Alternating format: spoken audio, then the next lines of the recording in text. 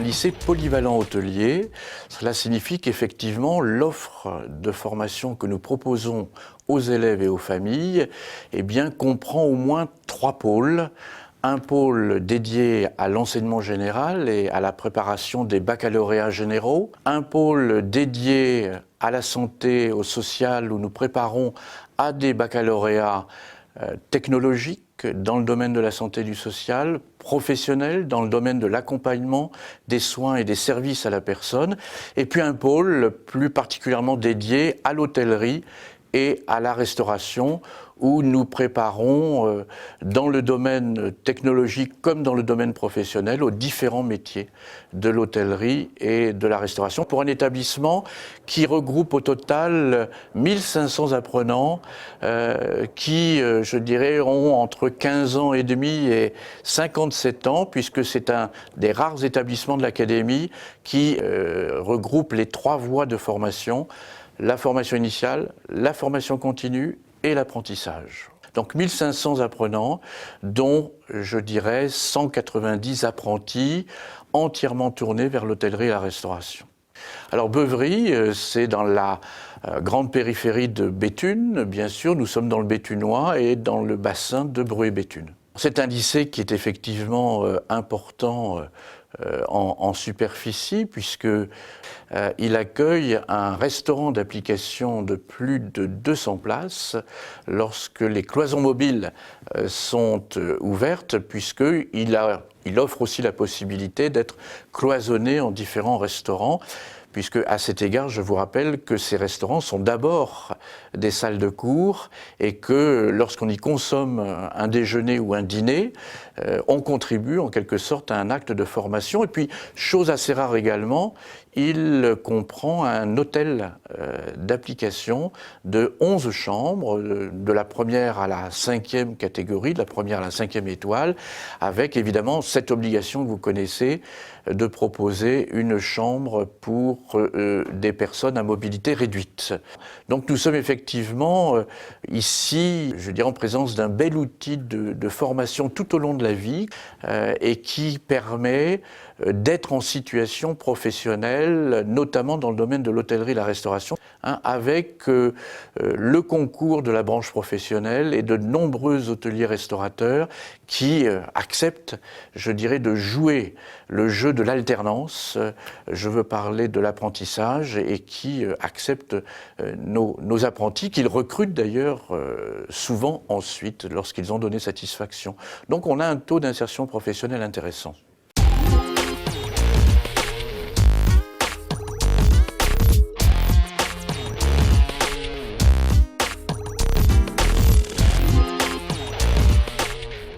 Dans l'hôtellerie-restauration, nous offrons en fait plusieurs possibilités qui donnent accès à plusieurs diplômes, donc plusieurs métiers.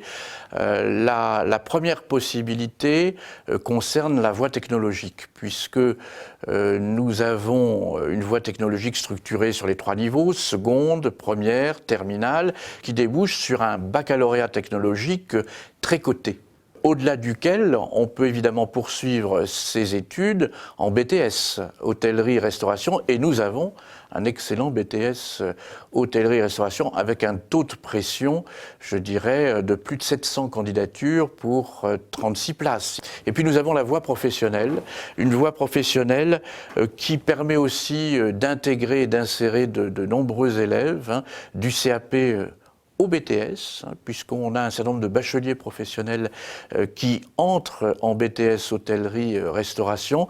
Et donc, nous avons un certain nombre de CAP. Le CAP cuisine, le CAP service hôtelier, le CAP employé de restaurant, le CAP agent polyvalent de restauration et le brevet professionnel de gouvernant qui, lui, procède d'un recrutement national et fonctionne véritablement très très bien. Au-delà, le bac professionnel en cuisine et le bac professionnel en commercialisation et services en restauration.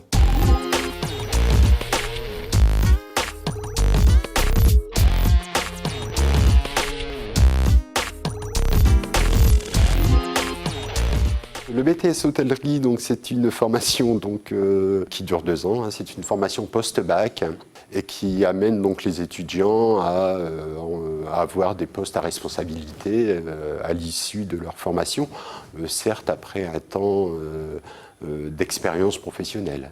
On pourra distinguer à travers ce BTS deux options. L'option A, intitulée Gestion et mercatique, et l'option B, que l'on appellera Art de la table et génie culinaire. Ça n'est pas du tout la même finalité, dans le sens où en option A, les étudiants seront plus amenés à encadrer une équipe, hein, et au niveau gestion d'un établissement, c'est plus pointu. L'option B, ce sont des étudiants qui se prédestinent soit à devenir cuisinier, chef de cuisine ou maître d'hôtel. Là, on n'est plus dans le domaine de l'hôtellerie au sens propre du terme, nous sommes plus dans le domaine de la restauration. Nous en sommes donc à la deuxième partie du travail que je vous demande. Vous avez déjà préparé un dossier sur une région et je vais donc vous demander de la présenter à l'oral à vos camarades, tout en sachant que je vais observer la façon dont vous présentez votre dossier. Alors, mon cours aujourd'hui, c'était donc j'ai demandé à mes étudiants, de façon individuelle, de me présenter une région à travers différents critères que je leur ai soumis, notamment l'historique de la région, les grandes tables, l'hôtellerie.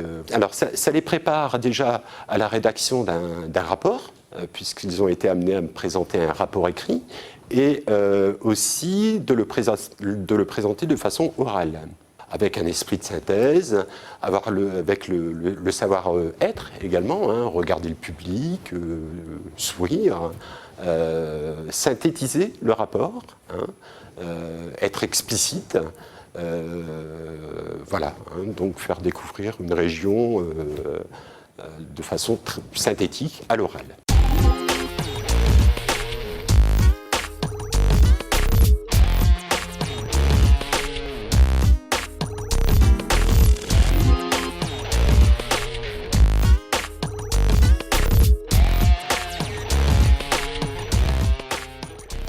Tous les vendredis soirs, on fait un TP en binôme avec la classe de première année.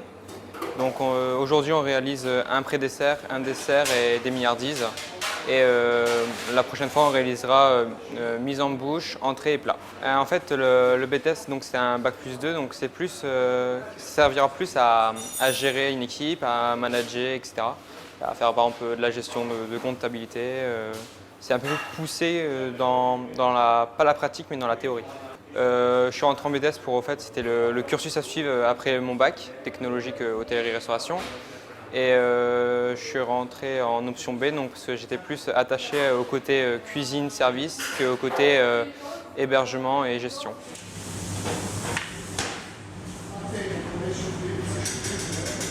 On a 4 cuisines pédagogiques, donc, dont une pour les clients. On a une pâtisserie.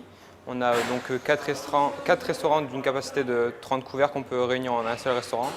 On a aussi un hôtel pédagogique avec une dizaine de chambres, avec une réception et un bar. On a beaucoup de matériel, on a beaucoup de petits détails qui sont aussi efficaces que chez les pros. On a un grand économe avec plein de matériel. On a des armoires remplies de moules, d'outils, etc. Une fois que j'aurai mon BTS, je continuerai sûrement peut-être en licence du côté de Boulogne, où je commencerai directement à travailler. Alors soit en réception ou en restaurant.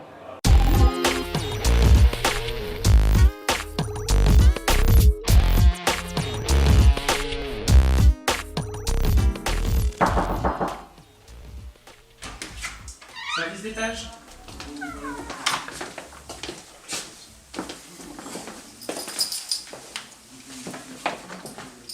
Je suis en BTS option A, donc c'est un brevet technicien supérieur et gestion et mercatique. On a un gros programme en gestion qui consiste à nous faire apprendre comment gérer une entreprise, comment amortir des biens. On a la partie mercatique qui nous apprend à connaître les différents segments de clientèle, connaître leurs besoins, les analyser. Et après, on a la partie hébergement qui consiste donc à apprendre toutes les procédures pour accueillir les clients dans tous les moyens d'hébergement, hôtels, camping, etc. Et ensuite faire des procédures en chambre, c'est-à-dire faire une chambre totalement à blanc qui consiste à refaire totalement la chambre propre lors d'un départ d'un client, ou alors juste comme l'exercice qu'on a fait, faire un service de couverture. Moi, ce qui me plaît le plus, c'est le contact avec la clientèle, leur rendre service, trouver des solutions aux différents problèmes, réclamations qu'ils peuvent rencontrer. Quand on parle d'hôtellerie ou de restauration, on dit que le client est roi.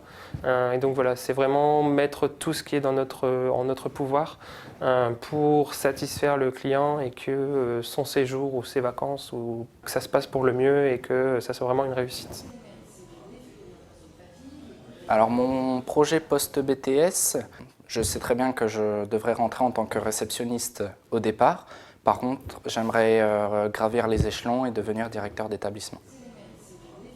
Alors moi, là, j'ai fait un stage donc là, de 4 mois d'avril à juillet pour découvrir le métier de réceptionniste dans un hôtel de chaîne. Et ça m'a beaucoup plu. J'avais encore jamais fait de réception. Et pourquoi pas plus tard commencer en tant que réceptionniste. Et après, je verrai les opportunités de carrière qui me seront proposées pour gravir dans les échelons et avoir des responsabilités parce que c'est vraiment quelque chose que j'aime bien. On a le métier est composé de contraintes au niveau horaire, sur les week-ends principalement et les vacances. C'est une question d'adaptation. C'est vrai qu'on dit toujours, dans ce métier-là, on travaille pendant que les autres s'amusent. C'est réel, c'est vrai. On travaille principalement le week-end et les vacances, mais après, je veux dire, ça dépend aussi dans quel type d'établissement on travaille. Et c'est une question de choix et d'aimer le métier. Comme on entend tout le temps, il faut avoir de la passion pour ces métiers. Si on n'a pas de passion, on n'y arrivera pas car c'est des métiers assez difficiles au niveau physique. Comme cuisinier, on est souvent debout, etc. Donc il faut vraiment avoir une passion et si on a la passion, on a de grandes chances de réussir.